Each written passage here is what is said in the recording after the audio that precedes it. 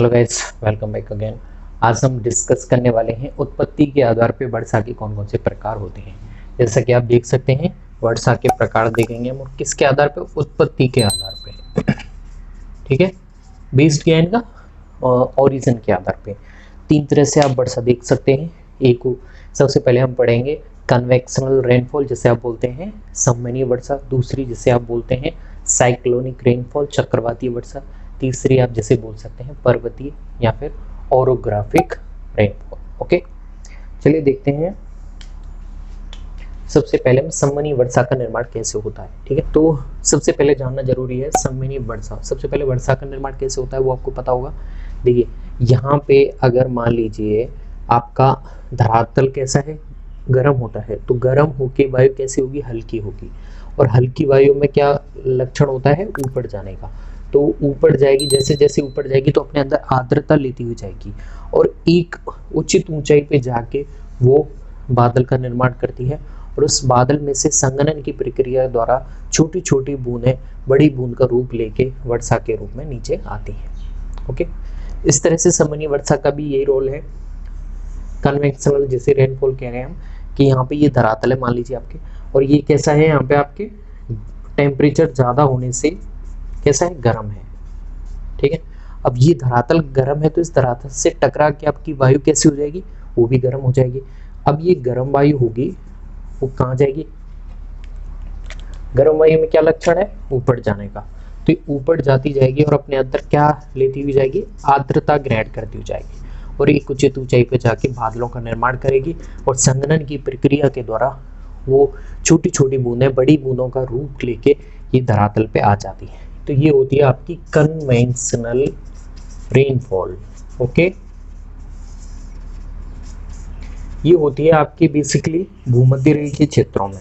कहाँ पे, भूमध्य रेखीय क्षेत्रों में, और दोपहर के बाद देखने को मिलती है। और इसमें क्या होता है, तेजी से बिजली के साथ में गर्जना के साथ एकदम से बरसात होती है और कुछ समय पश्चात वो रुक भी जाती है। यानी कि तुरंत एकदम से घने बादल आएंगे और तुरंत तड़ित और झंझावत से वर्षा करते हुए खत्म भी हो जाते हैं। ठीक है, अब हम बात आते हैं पर्वतीय वर्षा क्या होती है। ये मेन इंपॉर्टेंट है, ये आपको पता होनी चाहिए।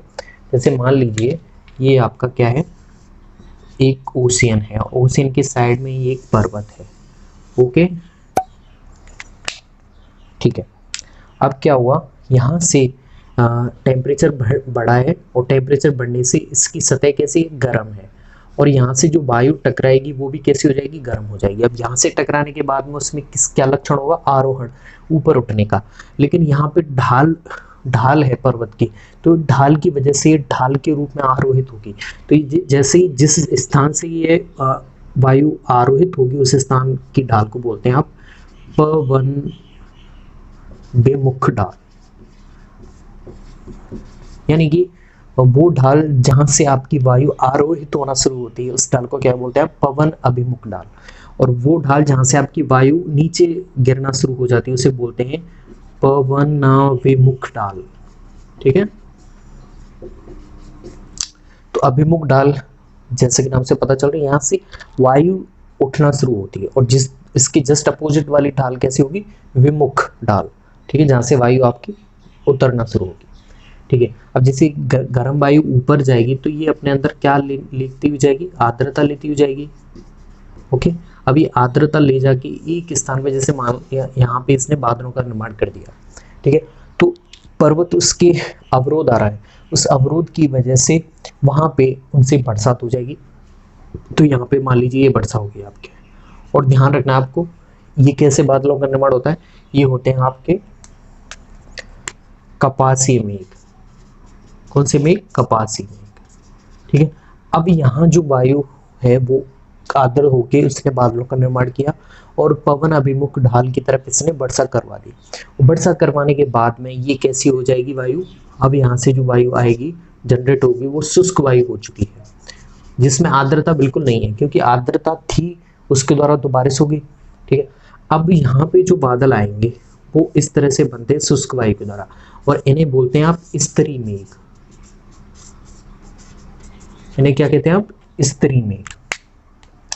अब आपको याद रखना है, जहां पे वायु आरोहित होकर सबसे पहले वर्षा करती है उस स्थान पे बहुत तीव्र इंचेस में वर्षा होती है। जैसे मान लीजिए यहाँ पे एक एग्जांपल देता हूँ मैं आपको, महाबलेश्वर में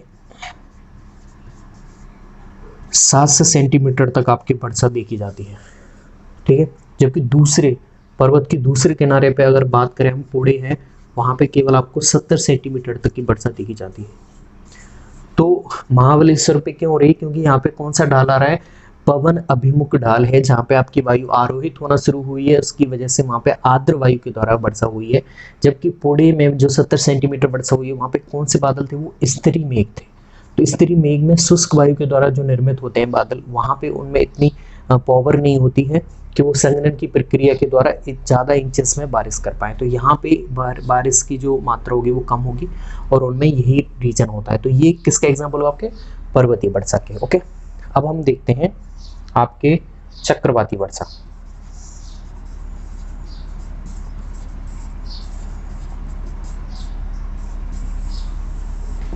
ठीक है, तो गाइस आपको एक चीज ध्यान रखनी है इसमें पर्वतीय वर्षा में कि ऐसा स्थान जहाँ पे 25 सेंटीमीटर से भी कम वार्षिक वर्षा हो रही है, उस स्थान को बोलते हैं आप वृष्टि छाया क्षेत्रफल, सॉरी वृष्टि छाया मरुस्थल बोलते हैं उसे, ठीक है। जहाँ पे 25 सेंटीमीटर से भी कम वर्षा हो रही है उसे क्या कहेंगे आप? वृष्टि वाया क्षेत्रफल, वृष्टि वाया मरुस्थल। इसका एग्जाम्पल है दक्षिणी अमेरिका का पेंटागोनिया जो मरुस्थल है, वो इसका एग्जाम्पल है, जहाँ पे 25 सेंटीमीटर से भी कम वार्षिक वर्षा आपको देखने को मिलेगी। ओके, अब हम चक्रवाती वर्षा पे आते हैं। ये इसका भी बहुत इजी सा कंसेप्ट है। किसमें किसका निर्माण होगा? वाताग्र का निर्माण होगा।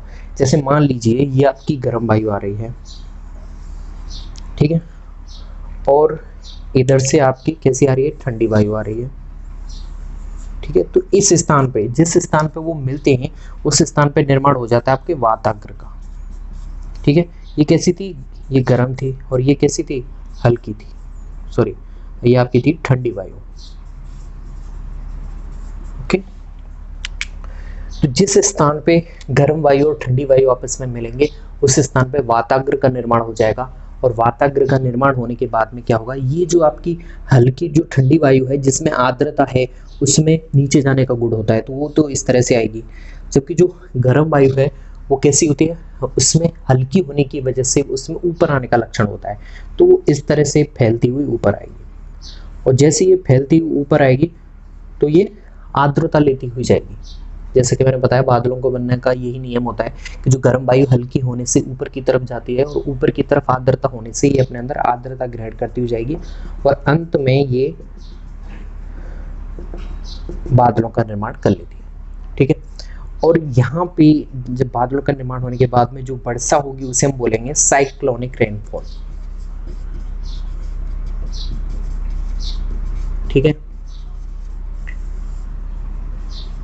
तो इसकी अगर आप देखें कहाँ पे चक्रवाती वर्षा देखने को मिलती है, तो इसके लिए मोस्ट एडेप्टेबल कंडीशन होती है आपके शीतोष्ण कटिबंध में। कहाँ पे? शीतोष्ण कटिबंध में, और साथ में ही आपके शीत ऋतु में, ना कि ग्रीष्म ऋतु में। यानी शीत ऋतु में इस प्रकार की वर्षा आपको देखने को मिलेगी, जिसे आप चक्रवाती वर्षा बोलेंगे।